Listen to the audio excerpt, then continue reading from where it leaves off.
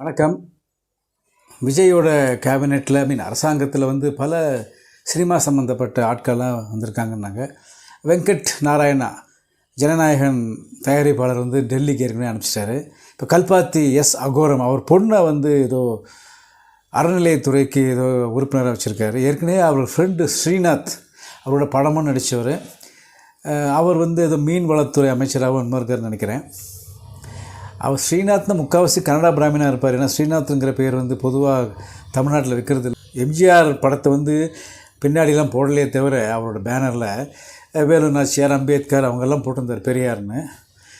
But ஆனால் ஜனநாயகன் படத்தில் எம்ஜிஆர் நிறைய யூஸ் பண்ணியிருக்காரு. அவரோட பாட்டு நான் ஆணையிட்டால் அதெல்லாம். பட்டு அந்த படம் வெளி வராமலே எம்ஜிஆருடைய ரசிகர்கள் சப்போர்ட் எல்லாமே ஜெயிச்சது ஒரு பெரிய விஷயம். காசு கொடுக்காம ஜெயிச்சிருக்காங்க, அதுவே மிகப்பெரிய விஷயம். எம்ஜிஆர் காட்டிய வழி தான் பேசிக்கலாம். ஜேபிஆர், ஐஸ்வரி வேலன் இவங்களுக்கெல்லாம் நீ ஸ்கூலை ஆரம்பி, கல்வி நிலையங்கள் ஆரம்பி அப்படின்னு சொல்லி ஆரம்பித்து அவங்க கல்வி தந்தை, தாயார், தாத்தா, பாட்டி, கல்வி அத்தை, மாமியார், கல்வி மாமியார், மாமனார், இந்த மாதிரிலாம் பெரிய ஆளுங்களாகிட்டாங்க. ஐஸ்வரி வேலன் பையன் அவரும் கல்வி தந்தை தானே. கணேஷ் அவர் வேலு யூனிவர்சிட்டின்னு ஆரம்பிச்சிருக்காரு, நிறைய படங்கள் தயாரிக்கிறாரு. இல்லை எம்ஜிஆர் காட்டிய வழி. ஏன்னா எம்ஜிஆர் படம் இதில் மட்டும் பெரிய படித்தவங்களாக இருந்தாங்க. கே ராஜாராம், நெடுஞ்செழியன் தவிர சில பேர், அவ்வளோதான். மற்ற எல்லாருமே இந்த மாதிரி கூட இருந்தவங்க தான், படிக்காதவங்க தான் இருந்தாங்க. அதே தான் இப்போ இவர் பண்ணிகிட்ருக்காப்புல. எனக்கு என்ன தோணுன்னா, இந்த மாதிரி விஜய் கூடவோ வேறு யார் பெரிய உதயநிதி ஸ்டாலின் கூடவோ நம்ம கூட இப்போ ஸ்நேகிதனாக இல்லையான்னு. எங்கள் தாத்தா எம்ஜிஆருக்கு டாக்டராக தான் இருந்தார் 30-40 வருஷமாக. இன்னும் மற்றவங்களுக்கும் எல்லாருக்குமே பார்த்துருக்காரு. பட் ஒரு கடைசி வரைக்கும் வாடகை வீட்டிலே இருந்தார். பாதி மெட்ராஸ் வாங்கி போட்டிருக்கலாம். அப்புறம் மேற்கு வங்காளத்தில் ஒரு பையன் குளத்துலேயே கிடக்கானான்.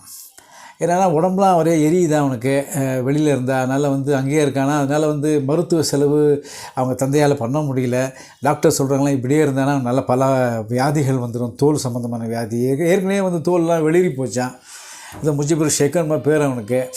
அவன் சொல்கிறானா, எனக்கு இதில் தான் நல்லா இருக்குது, எனக்கு எனக்குள்ளே ஜின்னு பூந்துருக்கு. ஜின்னுனா இந்த மலேசியா அந்த பக்கம் இதில் இருக்கிற சைத்தான் நினைக்கிறேன், அது பூந்துன்னு இருக்குது, அதனால தான் நான் இப்படி இருக்கேன்னு.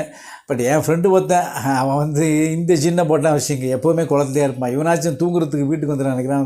24 hours குளத்துலேயே கிடப்பான், குளத்துலேயே படுத்து தூங்கவும் செய்வான். இதில் ஃப்ரெண்டு ஒருத்தனுக்கு ஒரே கவலை, சங்கீதாவும் விஜயும் சேர்ந்துட்டாங்கன்னா த்ரிஷாவோட கதி என்ன சார்னு.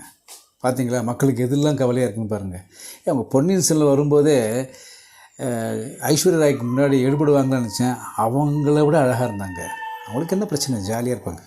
மீண்டும் நாளை சந்திப்போம்.